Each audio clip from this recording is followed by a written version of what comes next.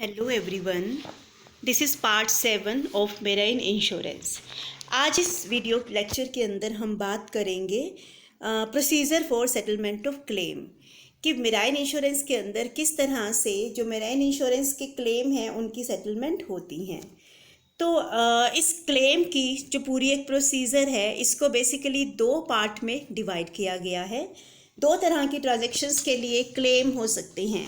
पहले हम बात कर रहे हैं फॉर इंपोर्ट एक्सपोर्ट कंसाइनमेंट, इसके बाद सेकंड आता है फॉर इनलैंड ट्रांजिट क्लेम। तो पहला इंपोर्ट एक्सपोर्ट कंसाइनमेंट में क्या होगा कि अगर हम गुड्स को बाहर से मंगवा रहे हैं अब्रोड से, या हम बाहर भेज रहे हैं कंसाइनमेंट के लिए जा रही हैं, तो उसके लिए क्लेम सेटलमेंट की प्रोसीजर क्या होती हैं। और सेकंड केस हो सकता है फॉर इनलैंड ट्रांजिट क्लेम कि जो इनलैंड ट्रांजिट हैं उनके लिए क्लेम कैसे हो सकते हैं। तो सबसे पहले हम बात करेंगे फॉर इंपोर्ट एक्सपोर्ट कंसाइनमेंट। तो इंपोर्ट एक्सपोर्ट कंसाइनमेंट की जो प्रोसीजर हैं तो उनमें कौन कौन से स्टेप्स आते हैं। अगर समुद्र के अंदर कोई हानि हो जाती है, कोई लॉस हो जाता है, तो उसका क्लेम क्या क्या होगा, किस किस की रिक्वायरमेंट होती हैं।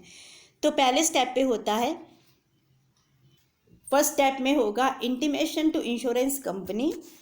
इसके बाद सेकंड स्टेप पर आता है पॉलिसी, फिर बिल ऑफ जो लोडिंग है, इनवॉइस आता है, देन सर्वे रिपोर्ट होती है, debit note, copy of protest आता है, लेटर ऑफ सब्रोगेशन और बिल्स ऑफ एंट्री। तो इस तरह से कुछ डॉक्यूमेंट्स होते हैं और कुछ प्रोसीजर होती हैं जिनको फॉलो करना होता है इंपोर्ट एक्सपोर्ट कंसाइनमेंट के लिए। तो हम इनको डिटेल में पढ़ेंगे। तो सबसे पहले हम बात करते हैं intimation to insurance company. Intimation to insurance company का मतलब क्या है, जैसे ही कोई लॉस होता है तो इंश्योरर को उस लॉस के बारे में, उस डैमेज के बारे में इन्फॉर्म करना इंश्योर्ड की एक ड्यूटी बनती है। Inform the insurer about the loss और damage as soon as it is discovered. In case if the insurance is placed through us, it is advised to intimate the matter to us. Our marine claim expert will assist and guide you the procedure and process to be followed, and they will take up the matter with the insurance company also. क्योंकि बहुत ज़्यादा ज़रूरी हो जाता है कि जैसे ही कोई लॉस होता है, डैमेज होता है, तो उसके बारे में इन्फॉर्म करना मैंडेटरी होता है। क्योंकि अगर मैं इंश्योरेंस कंपनी हूँ, अगर मुझे इन्फॉर्मेशन मिलेगी तभी मैं अपने कुछ लोगों को वहाँ पर भेजूँगी जो सर्वे करेंगे, ठीक है, जो पूरी प्रोसीजर को फॉलो किया जाएगा। एक्सपर्ट जो होंगे वो एग्जिस्ट करेंगे, गाइड करेंगे, और इससे जो है इंश्योरेंस कंपनी को हेल्प मिलती है। तो सबसे पहले इंश्योरेंस कंपनी को इंटीमेट करना मैंडेटरी होता है। इसके बाद हम बात करते हैं पॉलिसी की। Policy the document issued by the insurance company to evidence that the cargo has been insured, कि जो कार्गो था, जो शिप था, वो इंश्योर्ड है। It provide detail of the policy number, period, voyage, cargo detail, surveyor, settling जो agent होगा, detail, ये सारी डिटेल इसके अंदर होती हैं। इंश्योरेंस की जो वारंटीज़ हैं, जो कंडीशंस हैं, वो सब कुछ पॉलिसी के अंदर लिखी जाती हैं।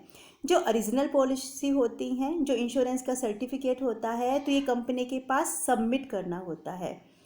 और ये डॉक्यूमेंट जो होता है इसमें क्लेमेंट का एक टाइटल होता है, और ये जो हमारा जो मतलब जो जिस सब्जेक्ट मैटर का हमने एक्चुअल में इंश्योरेंस करवाया था तो उसका एक प्रूफ होता है। तो जो इंश्योर्ड पर्सन है जब लॉस होगा तो उसको दिखाना पड़ेगा कि मैं इसका ओनर हूँ, एक्चुअल में पॉलिसी मेरी है, ठीक है। तो ये इस बात का प्रूफ होता है कि जो सब्जेक्ट मैटर जिसका लॉस हुआ है उसका हमने इंश्योरेंस करवाया हुआ है, ठीक है। तो पॉलिसी को भी दिखाना होता है जब भी लॉस होगा। इसके बाद आता है बिल ऑफ लोडिंग। तो बिल ऑफ लोडिंग में हम क्या लेके चलते हैं, बिल ऑफ लोडिंग में basically a bill of loading is issued by carrier who use any and all mode of transportation, not just those that transportation goods by sea. ये एक ऐसा डॉक्यूमेंट होता है जो ओनर के पास गुड्स को receive करने की कंफर्मेशन होती हैं। ये एक ऐसा डॉक्यूमेंट होता है जो एविडेंस की तरह काम करता है कि एक्चुअल में गुड्स की शिपिंग हुई हैं, और इसमें जो कार्गो होता है उसके बारे में पर्टिकुलर होते हैं। तो इसको हम भारण बिल बोलते हैं हिंदी में। तो ये जो भारण बिल है, बिल ऑफ लोडिंग होता है, ये इस चीज़ का प्रूफ होता है कि जो गुड्स है उनको हमने, उनकी शिपिंग हो गई है, ठीक है। और सारी डिटेल होती है कि किस तरह की गुड्स हैं। तो ये इस चीज़ का प्रूफ होता है कि एक्चुअल में जो गुड्स हैं उनको जहाज पर चढ़ाया गया था और जो क्लेमेंट है वो एक्चुअल में उन गुड्स से रिलेटेड है, उन गुड्स से उसका कहीं ना कहीं कोई ना कोई रिलेशन है। इसके बाद हम बात करते हैं इनवॉइस की। इनवॉइस बेसिकली हम इस बिल को बोलते हैं इनवॉइस। तो इनवॉइस किस चीज़ का प्रूफ होता है? इसमें गुड्स की क्वालिटी के बारे में, उनकी प्राइस के बारे में सारी इन्फॉर्मेशन होती हैं। तो इससे इंश्योरर को हेल्प मिल जाती हैं कि जो गुड्स जहाज के थ्रू जा रही हैं उनका जो इंश्योर्ड वैल्यू है वो सही है या नहीं है। मतलब ऐसा तो नहीं है कि जो गुड्स हैं उनका अंडर इंश्योरेंस करवाया हुआ है, तो वो सब कुछ इनवॉइस से क्लियर हो जाता है। तो जो क्लेमेंट है वो तो बेसिकली ये जो इनवॉइस होता है, जो ओरिजिनल इनवॉइस होता है या उसकी जो कॉपी होती है, वो क्लेम में एक तरह से सपोर्ट करती है, क्योंकि जो इंश्योर्ड है उसके पास ये प्रूफ है कि मैंने इंश्योरेंस करवाया है, इतने की गुड्स हैं, इतनी उनकी वैल्यू है, ये उसकी क्वालिटी थी। और इंश्योरर के लिए भी इजी हो जाता है ये फाइंड आउट करना कि एक्चुअल में जो गुड्स का इंश्योरेंस हुआ है वो सही है या नहीं है, एक्चुअल वैल्यू पर इसका इंश्योरेंस हुआ है या नहीं हुआ। इसके बाद नेक्स्ट इसमें आता है सर्वे रिपोर्ट। तो सर्वे रिपोर्ट में क्या होगा कि इंश्योरर फिर क्या, जैसे ही इंश्योरेंस कंपनी के पास इंटीमेशन आता है कि लॉस हो गया है, तो फिर वो क्या करते हैं, उनके थ्रू जो इंश्योरर है उनके थ्रू एक सर्वेयर को अपॉइंट किया जाता है। सर्वेयर क्या करेगा, वहाँ पर जाता है, वो पूरा सर्वे करता है और अपनी जो रिपोर्ट बनाता है, रिपोर्ट प्रिपेयर करता है और इसको इंश्योरेंस कंपनी के पास डिपॉजिट करवा देता है। उस सर्वे रिपोर्ट के अंदर ये लिखा जाता है कि लॉस का जो प्रॉक्सिमेट कॉज क्या था, ठीक है, और कितनी लॉस हुआ है, कितनी अमाउंट का लॉस हुआ है। इसमें लॉस की नेचर, उसकी लिमिट बताई जाती हैं और जो गुड्स है उन जिनका लॉस हुआ है तो उनकी पूरी डिटेल हो सकती हैं। तो ये जो रिपोर्ट होती हैं, ठीक है, इसके अंदर क्या होगा, ये रिपोर्ट भी सबमिट की जाती हैं इंश्योरेंस कंपनी को। तो सर्वे रिपोर्ट के अंदर कोज आता है, कितना लॉस हुआ है, उसकी लिमिट, उसकी एक्सटेंट होती है। ये क्लेम की सेटलमेंट के लिए बहुत ज़्यादा ज़रूरी होती हैं। तो इसमें सर्वेयर ये क्लियर करता है कि लॉस या डैमेज का नेचर, उसकी एक्सटेंट कितनी है, उनकी वैल्यू कितनी है, कार्गो जिसका लॉस हुआ है उसकी वैल्यू कितनी है। फिर एक और डॉक्यूमेंट बना होता है जो है डेबिट नोट। तो डेबिट नोट क्या होता है, ये इंश्योरेंस कंपनी में जो इंश्योर्ड है अगर वो लॉस के लिए वो क्लेम करेगा तो उसको इसे डिपॉजिट करवाना होता है। Debit note, the claimant is expected to send a debit note showing the amount claimed by him in respect of the loss और damage. This is sometime refer to a claim bill. हम इसको claim bill भी बोलते हैं कि जितनी amount के लिए हम क्लेम कर रहे हैं उस अमाउंट के लिए क्लेम बिल तैयार किया जाता है, उस अमाउंट के लिए डेबिट नोट प्रिपेयर किया जाता है, उसको एश्योर्ड इंश्योरेंस कंपनी के पास डिपॉजिट करवाता है। इसके बाद नेक्स्ट आता है कॉपी ऑफ प्रोटेस्ट। तो कॉपी ऑफ प्रोटेस्ट क्या होता है, कभी कभी जो इंश्योरेंस कंपनी है वो कॉपी ऑफ प्रोटेस्ट की डिमांड कर सकती है। ये जो कॉपी ऑफ प्रोटेस्ट होता है ये एक रिटन डॉक्यूमेंट होता है, ठीक है, और ये बेसिकली ये जो डॉक्यूमेंट होता है ये नोटरी पब्लिक के सामने इसको प्रेजेंट किया जाता है। नोटरी पब्लिक के सामने प्रेजेंट किया जाता है कि जो शिप का ओनर है क्या वो एक्चुअल में इस लॉस के लिए रिस्पॉन्सिबल है या नहीं है, और जो लॉस हुआ है वो सी पैरिल की वजह से हुआ है, जो समुद्र के जोखिम है उसकी वजह से लॉस हुआ है।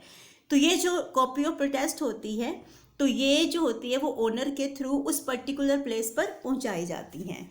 तो अगर लॉस या डैमेज जो कार्गो का हुआ है वो सी के पैरिल की वजह से हुआ है तो जो मास्टर होता है, वेसल का जो मास्टर होगा, तो वो एक कॉपी ऑफ प्रोटेस्ट प्रिपेयर करता है, उसको नोटरी पब्लिक के सामने डिपॉजिट करवाता है। तो इस प्रोटेस्ट से वो इन्फॉर्म कर रहा है कि वो लॉस या डैमेज के लिए खुद रिस्पॉन्सिबल नहीं था।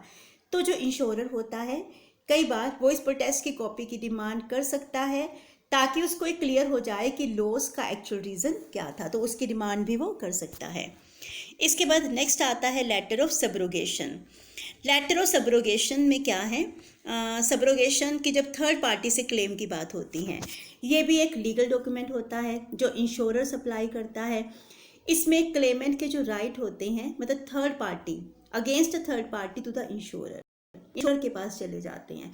जो क्लेमेंट के राइट थर्ड पार्टी के लिए थे कि क्लेमेंट थर्ड पार्टी से क्लेम कर सकता था, तो वो जो राइट थे वो इंश्योरर के पास चले जाते हैं। तो इंश्योरर क्या करता है, क्लेमेंट को तो क्लेम पे कर देता है, और insurer may wish to pursue recovery from a carrier और other third party who in their opinion is responsible for the loss. जो उस लॉस के लिए रिस्पॉन्सिबल था, जो थर्ड पार्टी उस लॉस के लिए रिस्पॉन्सिबल था, तो जो इंश्योरर है वो उससे थर्ड पार्टी से क्लेम ले सकता है। जैसे अगर जब जहाज में जब उसको गुड्स को चढ़ाया जा रहा था या उतारा जा रहा था, तो अगर उस टाइम पर वो लॉस हो चुका था, और वो लॉस जो है अगर वो लॉस चढ़ाने या उतारने वालों की वजह से हुआ है, तो क्लेम थर्ड पार्टी से लिया जा सकता है। इसके बाद लास्ट आता है bill of entry. Bill of entry में क्या है, इसको भी जो है इंश्योरर के पास डिपॉजिट करवाया जाता है। इसे कस्टम अथॉरिटी के थ्रू इशू किया जाता है। ये जो डॉक्यूमेंट है कस्टम्स अथॉरिटी इसको इशू करती है। इसके अंदर ये मेंशन किया जाता है कितनी ड्यूटी को पे किया गया है, और उस स्टीमर का अराइवल किस डेट को हुआ था। अकाउंट सेल इसमें होती है, जिसमें गुड्स की सेल के बारे में पूरी डिटेल होती हैं। ठीक है, अगर ये डिस्पोज ऑफ हुई हैं, रिपेयर रिप्लेसमेंट के बिल होते हैं, अगर डैमेज हुआ था, ब्रेकेज हुआ था, और जो कॉपीज होती हैं वो करियर और क्लेमेंट्स, ठीक है, इनके आपस में इसको एक्सचेंज किया जाता है। तो ये जो बिल ऑफ एंट्री होती है बेसिकली एक प्रूफ होता है। ठीक है, इसको हम बिल ऑफ एंट्री बोलते हैं। इस बिल में जो है जितना भी हमने पे किया है, जो हमने पे की है, मतलब जो भी ड्यूटीज़ हमने पे की है, तो उसको मेंशन किया जाता है। इसके साथ जो इंश्योरर है वो इसकी डिमांड कर सकता है। तो बिल ऑफ एंट्री के साथ जो इंश्योरर है वो क्या क्या डिमांड कर सकता है। इंश्योरर इसके साथ अपने सेल अकाउंट की डिमांड कर सकता है, जिससे उसको क्लियर हो जाता है कि कौन कौन सी गुड्स को सेल किया गया था। अगर वो गुड्स लॉस हो चुकी हैं, तो उन जो गुड्स लॉस्ट हुई हैं, तो उस कंडीशन में क्या कर सकता है इंश्योरर, उनके रिपेयर या रिप्लेसमेंट के बिल की डिमांड कर सकता है। और अगर अल्टीमेटली जो रिस्पॉन्सिबिलिटी है वो कॉरेस्पॉन्डेंस के ऊपर आ रही है, जो करियर के ऊपर आ रही है, जो कैरियर्स होते हैं जो गुड्स को लाने ले जाने का काम करते हैं, तो फिर उसमें जो आपस में जो हुआ है, मतलब उन करियर्स के बीच में और इंश्योरर के बीच में, उनके बीच में जो भी रिटर्न कॉरेस्पॉन्डेंस होगा, तो उसकी भी वो डिमांड कर सकता है। तो बिल ऑफ एंट्री भी बहुत इंपॉर्टेंट डॉक्यूमेंट होता है जो सबमिट करना होता है। तो ये वो सारे डॉक्यूमेंट थे, वो प्रोसीजर थी जो क्लेम की सेटलमेंट होती है जब केस इंपोर्ट एक्सपोर्ट कंसाइनमेंट का होता है। इसके बाद हम बात करते हैं फॉर इनलैंड ट्रांजिट क्लेम। अगर ट्रांजिट क्लेम इनलैंड हुए हैं, तो उसके अगर इनलैंड ट्रांजिट था तो उस केस में क्लेम कैसे होगा, तो उसमें कौन कौन से ऐसे डॉक्यूमेंट हैं जो सबमिट करने होते हैं। सबसे पहले तो in regard to claim relating to inland transit, the document required to be submitted to the insurer in support of the claim are, सबसे पहले तो ओरिजिनल कॉपी जो हमारा इंश्योरेंस है उसका सर्टिफिकेट सबमिट करना होता है, अगर वो एंडोर्स हो चुका है। इनवॉइस या तो ओरिजिनल और या फिर उसकी कॉपी सबमिट करनी होती हैं। इसके अलावा जो हमारा सर्टिफिकेट ऑफ लॉस है या डैमेज हुआ है जो करियर ने हमें इशू किया है, तो उसकी कॉपी या ओरिजिनल हमें इशू करना होता है। अगर गुड्स हमारी पूरी तरह से लॉस्ट हो चुकी हैं या डिलीवर नहीं हुई हैं, तो ओरिजिनल जो रेलवे की रिसीट हमें मिली थी, या अगर नॉन डिलीवरी सर्टिफिकेट है वो, और या फिर कंसाइनमेंट नोट, जो भी हमारे पास अवेलेबल होगा तो वो हमें डिपॉजिट करना होगा। नेक्स्ट आता है copy of the claim lost against the railway road career, तो ये भी सबमिट करनी होती हैं। देन लेटर ऑफ सब्रोगेशन जो ड्यूली स्टैम्प्ड होगा, तो इसको सबमिट करना होगा। देन इसके अलावा और कौन कौन से ऐसे डॉक्यूमेंट हैं जो इनलैंड ट्रांजिट क्लेम के दौरान सबमिट किए जाते हैं। Special power of attorney duly stamped, railway का जो क्लेम है। Letter of authority address to the railway authority signed by the consignor in favour of consignee whenever loss is claimed by the consignee. ठीक है, अगर loss consignee claim कर रहा है तो उस केस में letter of authority address to the railway authority signed by the consignor in favour of the insurer. Letter of undertaking from the claimant in case of non delivery of consignment, अगर consignment की delivery हुई नहीं है तो जो claimant था उसका undertaking, letter of undertaking submit करना होता है। और लास्ट में क्लेम बिल आता है। सैलवेज वैल्यू को एडजस्ट करने के बाद जो अमाउंट आती है तो उसका क्लेम बिल भी सबमिट करना होता है। तो इस तरह से जो मेराइन इंश्योरेंस है उस केस में जब लॉस होगा तो उसकी सेटलमेंट होती हैं। तो this is the end of the topic. I hope this video will help you to understand the topic. Thank you.